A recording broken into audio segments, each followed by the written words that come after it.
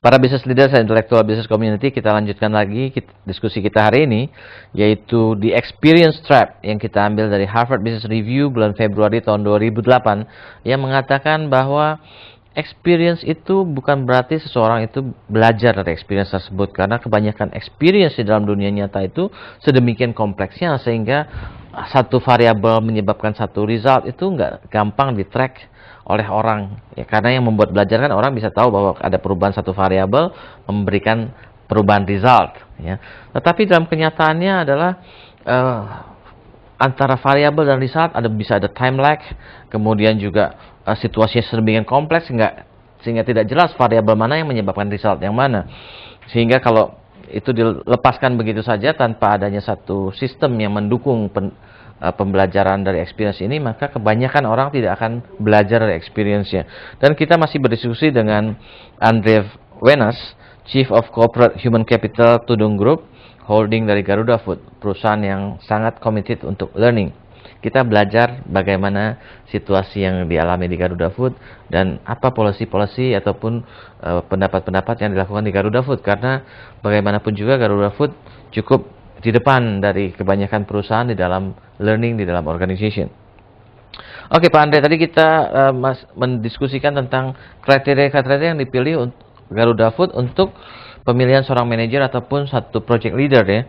Dan ada yang tadi experience, ada creativity, concern for people, consistency atau adversity quotient, kemudian kesalehan, piety, dan kemudian panggilan hidupnya, ya, calling of their own life, gitu, ya. Nah, tentunya dari semua faktor ini dinilai untuk melihat apakah seorang itu dipilih sebagai seorang manajer ataupun seorang project leader. Jadi ada masalah bagaimana menilainya juga nih. Yang kita ingin tanyakan kepada Pak Andre adalah how to evaluate creativity dari seseorang, ya, Pak Andre? Iya, ini hal yang menarik memang. Di dalam perjalanannya, karena kita bukan satu kali ini saja. Jadi seperti Pak Bayu disampaikan bahwa project ini kan kita juga punya orang-orang ini bukan orang baru juga yang sudah ada dalam company. Kita memilih siapa yang akan menjadi leader dari satu project begitu. Nah, ini juga melewati satu fase yang namanya performance management kita. Jadi kita punya performance management itu kan menilai dua faktor atau dua dimensi. Dimensi performance, angka-angka bisnisnya, dan juga dimensi value. Di mana dalam value ini kita punya 30 set behavior indicators, indikator-indikator behavior, di mana juga menilai aspek-aspek orang ini punya inisiatif, punya selalu alternatif dalam berpikir dan sebagainya. Itu mengindikasikan bahwa orang ini kreatif sebetulnya. Jadi siapa yang menilai? Yang menilai adalah those people who consume your leadership. Mereka-mereka yang mengkonsumsi kepemimpinan Anda. Jadi itu sebetulnya sudah terdeteksi. Mereka-mereka yang terdeteksi punya kemampuan kreativitas tinggi, inilah yang most likely akan terkedepankan dengan sendirinya. Jadi lebih kayak 360 degrees evaluation, gitu, persis, ya? Persis sekali. Dari previous project experience-nya. Iya, dalam perjalanan karir dia setahun 2 kali kan kita lihat. Dari performance dia setiap 6 bulan kita bisa lihat kira-kira ada di mana dia dalam aspek itu. Gitu. Nah, tentunya buat orang-orang itu bisa menilai apakah seseorang kreatif atau enggak. Misalnya saya ditanya, Pak Andre kreatif atau enggak? Saya punya definisi kreatif sama orang lain punya definisi kreatif bisa beda, kan? Jadi you have to explain creativity itu apa? Creativity apa, Pak, di dalam kita melihatnya secara sederhana saja bahwa cara berpikirnya tidak linear tetapi eksploratif. Dia bisa terbuka terhadap kemungkinan-kemungkinan lain, selalu mencari jalan ketiga. Kalau hanya ada 2 alternatif, yang satu mau menang-menangan sendiri, jalan ketiganya ada nggak begitu. Jadi pola berpikir eksploratif. Jadi kalau misalnya di jalan itu dia suka cari jalan tikus, sebenarnya. Mungkin salah satu indikatornya. Yang paling penting adalah orang yang mengalir seperti air, kalau menghadapi batu tidak berhenti, tetapi bisa belok kanan, tapi maju lagi begitu. Jadi itu juga creativity juga mensyaratkan sebetulnya tadi konsistensi.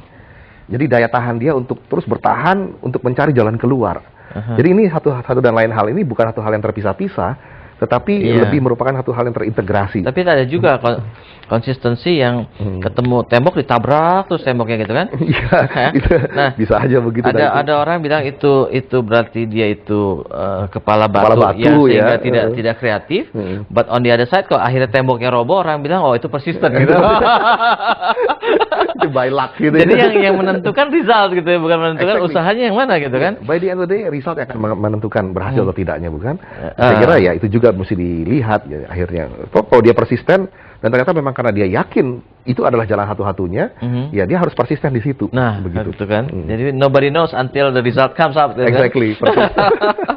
Oke, nah sekarang kalau misalnya itu kan menilai potensi seseorang untuk menduduki posisi sebagai manager atau project leader dari satu project gitu ya.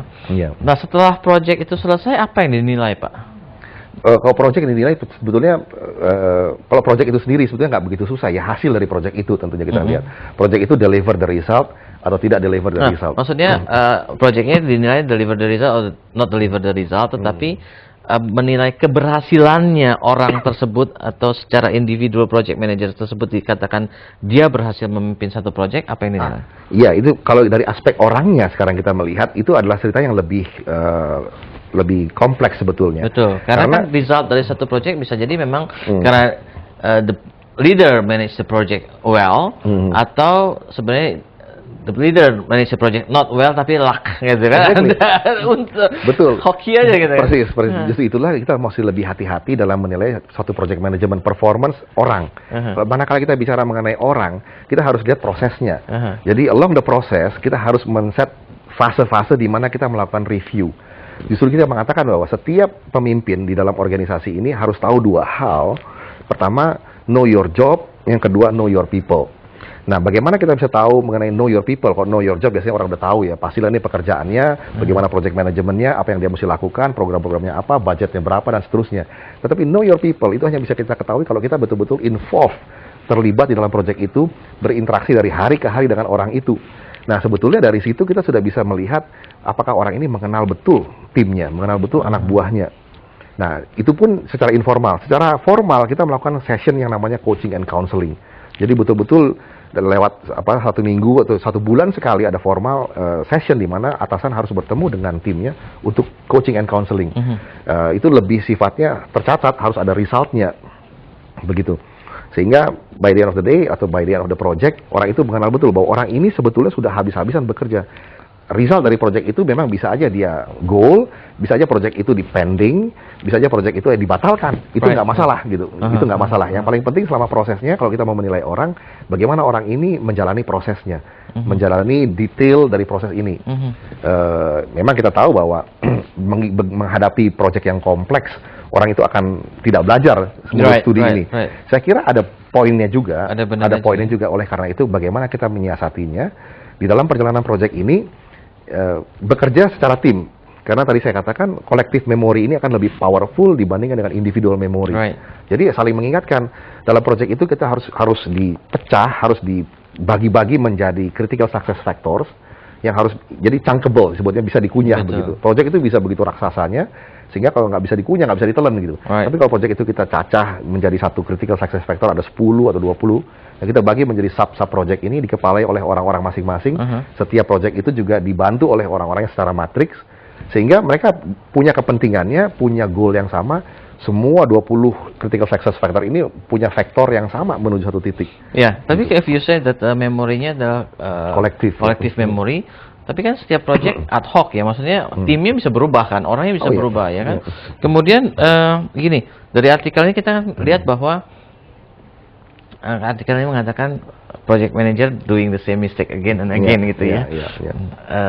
Jujurnya, it happens nggak di dalam your company? Oh ya, bahwa banyak kesalahan yang dilakukan, the same mistake itu dilakukan, itu terjadi. Jadi, kita nggak bisa deny itu ya, itu terjadi dan saya kira sangat human dan manusiawi sekali. Bukan keledai. Itu pepatah yang mengatakan begitu, tapi pada kenyataannya human juga seperti keledai gitu ya. Seringkali begitu demikian, sorry to say, tapi katakanlah itu kenyataannya. Ya katakan, makanya bagaimana menyiasati itu. Kita punya sistem manajemen, kita mesti bangun itu, kita bangun mekanisme review, how to simplify things. Kita mensyaratkan di dalam policy deployment itu, setiap inisiatif harus bisa didescribe, harus didefinisikan. Kemudian waktu review, kita mensyaratkan ada manajemen grafnya supaya visual. Karena manajemen graf itu sebetulnya menyederhanakan hal-hal yang ruwet-ruwet itu tadi. Sehingga orang bisa melihat dengan satu gambar, oh itu maksudnya. Right. Jadi manajemen graf ini adalah tools yang bisa membantu sebetulnya to simplify complicated things gitu. Betul. Jadi itu yang kita persiapkan. Memang orang mengatakan, oh gitu aja kok jadi sederhana ya. Ya memang yang susah adalah membuat hal yang ruwet menjadi sederhana. Right. Yang gampang sebenarnya hal yang sederhana dijadikan ruwet gitu. Oh itu ada ahlinya. Simplify things ada. Memang dengan menyederhanakan persoalan itu kita bisa belajar memang. Karena gampang untuk diingat sebetulnya. Proses pembelajaran sebetulnya akhirnya kita belajar is about memorizing. Mengingat gitu. Jadi itulah proses belajar yang sederhananya begitu. Iya. Oke, para business leaders dan intellectual business community, masih panjang diskusi kita hari ini tentang experience trap. Diskusi kita hari ini akan menjawab pertanyaan kita, apakah experience atau pengalaman itu sedemikian pentingnya sehingga banyak orang yang mengatakan saya nggak banyak belajar teori tapi pengalaman saya banyak gitu ya, sehingga seakan-akan bahwa pengalaman itu lebih penting dari teori ataupun lebih penting dari satu sistem. Dan di dalam artikel ini hal tersebut dipatahkan, dikatakan experience tanpa satu sistem ataupun tanpa satu backup tools kebanyakan doesn't give you any learning, kecuali Anda memang memanage itu dalam satu sistem atau satu tool system yang membuat orang itu bisa belajar dari experience. Karena sesungguhnya satu experience itu kenyataannya di dalam lapangan itu sedemikian complicatednya sehingga dengan cara yang kita mau belajar by instinct itu sulit untuk mengatakan mana variabel yang menyebabkan result yang mana.